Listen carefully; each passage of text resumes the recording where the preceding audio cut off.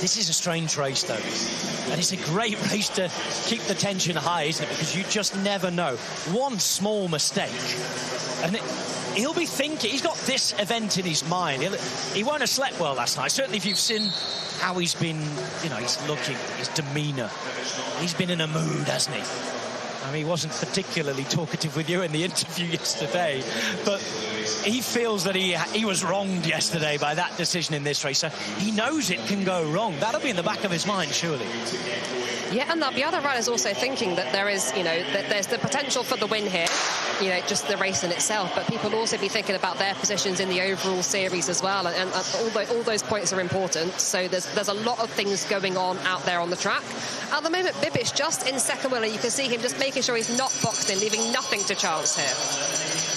Bell ring. So the ideal tactic for Bibic was to probably treat this as, what, a 6-7 lap race at the front, make sure he's all at the front, and then whatever happens afterwards happens, and he's already the winner.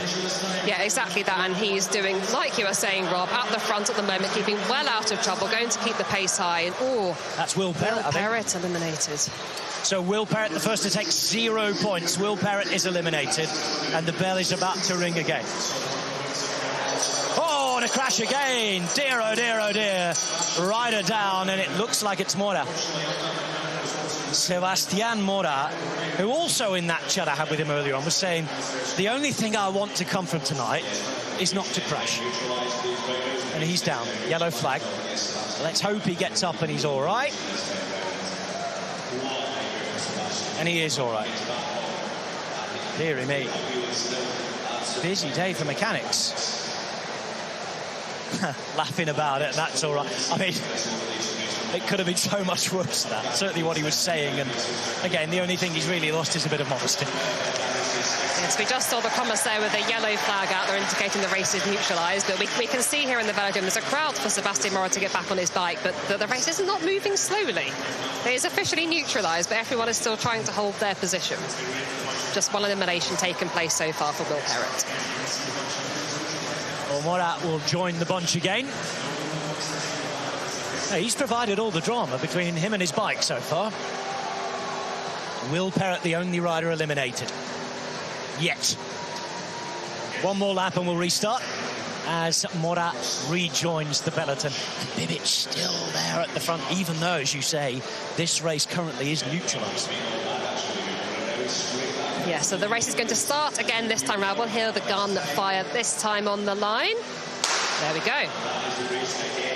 So 2 laps to the next elimination. We've had one false start. We've had one pause. We are back on again.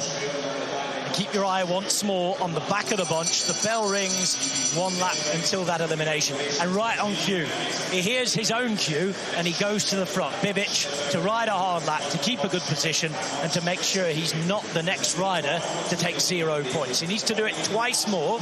He's not in trouble here. I can tell you at the back, there's another rider in trouble. Well, there were 2 there. Hashimoto was in a bit of trouble, as was Lafargue.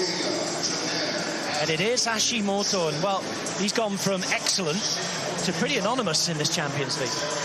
Yeah, very strong early start for Hashimoto, but unfortunately eliminated there, meaning it'll be 0 points for him. 1 more lap then for Dylan Bibic to be crowned a winner of the UCI Track Champions League. As long as he's not eliminated here, he will win. Last rider to be eliminated to take 0 points, and that rider is Quentin Lafargue. So, first decision made. Dylan Bibic is this year's Track Champions League winner. Yes, so my question now is how much does he relax at this point, or how much does he race the race in front of him? So you can just see he's slipped back now to halfway through the field, boxed in towards the bottom, not in danger at the moment, but not racing as aggressively as he was earlier, being the one at the front. Surely any athlete worth their salt here wants to finish it in style. An effort there from Imhoff. And it's Schmid-Bauer who is eliminated alongside him.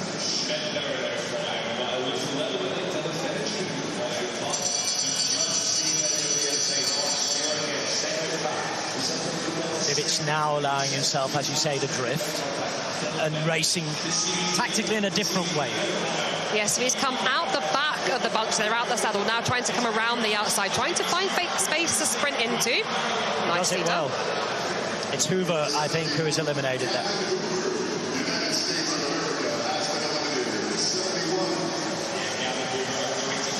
Real marked difference in the tactic from Bibic. It's fascinating watching him, actually, because yes, it looks like he's trying to race for the win, but he's trying to race now in a different way and make those accelerations from the back where he can see when he needs to.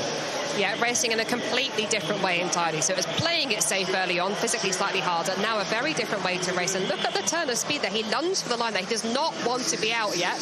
But I think he's enjoying playing to the crowd, Rob. The crowd know he's the series leader, and they're watching him lunge to the line every time, making sure he's not the last one over. He isn't out yet, and it's his teammate, his compatriot who he's put out there, Matthias Guillemette. Bell rings again, and the pace really is on. Bibic sitting in the wheels. Ooh, goes down to the bottom of the track, which is always a very, very questionable choice because you're relying on others here, and he might be in trouble. Ooh, yeah, it was close, that. I think. It was close, that. It's Dylan Bibic, there he is. You knew that was a possibility as soon as you went left instead of right. Yep, so you can't dip down onto the Côte d'Azur and use that as space to race. The blue band at the bottom is not a racing part of the track. That's a safety zone, so he is eliminated. He has won the overall series. It's given us a lot to talk about. And the race goes on, though. Still a win here tonight for anybody left in this bike race, and that is a huge moment at the Track Champions League. More after that. Mechanical in the crash is still in there. Imhoff is out.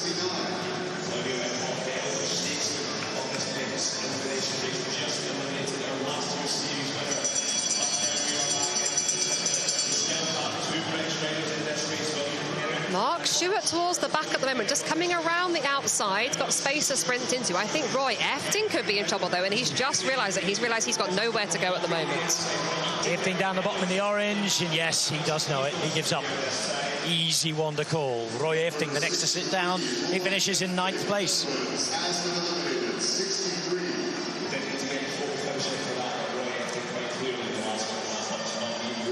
8 riders remaining on this London track.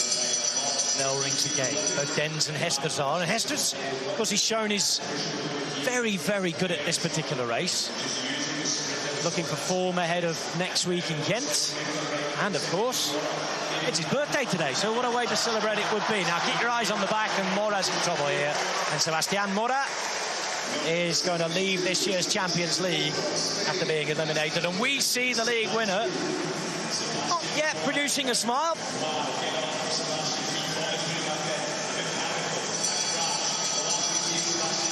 Hope he's nicer to you afterwards today.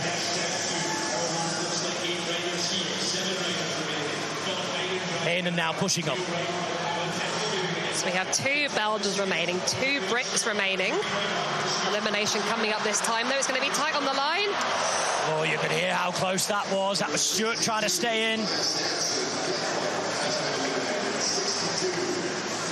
And it is Stewart who survives. Tobias Hansen of Denmark is called out. 7th place finish for him. That was really tough to call live. 3 British riders remain. The crowd are liking that. 2 Belgians are there as well. 2 British riders and a German rider. Only the different coloured sleeves from here up on high. Heinen's trying to stay in there. There's trouble at the back. Real trouble at the back. Who is that? Might be Reinhardt. And it is Reinhardt. Oh, he feels hard done by there. Tibble found a gap there that almost did not exist, but he's squeezed his way through and he's into the final 5, along with Mark Stewart. Stewart with the white bike there for Great Britain. Trying to suffer. Trying to stay in there. He's going to have to sprint again. He's got Heinen to get around. Stewart trying. Stewart going. Can he do it? Oh, again, that was tight. This time goes up the track. This time nose. Oh, wow. Well, now then, Tidball has been called. Right at the bottom of the track. Maybe we'll have to see that one again because Stewart thought he was out. He dropped off, and that It's now conditioned the rest of the race, because Stewart, as the bell rings, realises that after having to close the gap and get back in, he's nothing to do here. Stewart is out now, and suddenly both British riders are called out, and that was a strange one to call Tidball the first time, wasn't it? It was very tight between the two of them. I'd love to see a replay, but I think Mark Stewart, like you say, thought it was him, swung up. It wasn't, but he has been called now. He's had a win in the scratch race tonight. Brilliant finish to his Track Champions League this season. Now we will get an elimination at the end of this race. So Heinen, Dens and Hesters. Will it be happy birthday Jules Hesters with both arms in the air?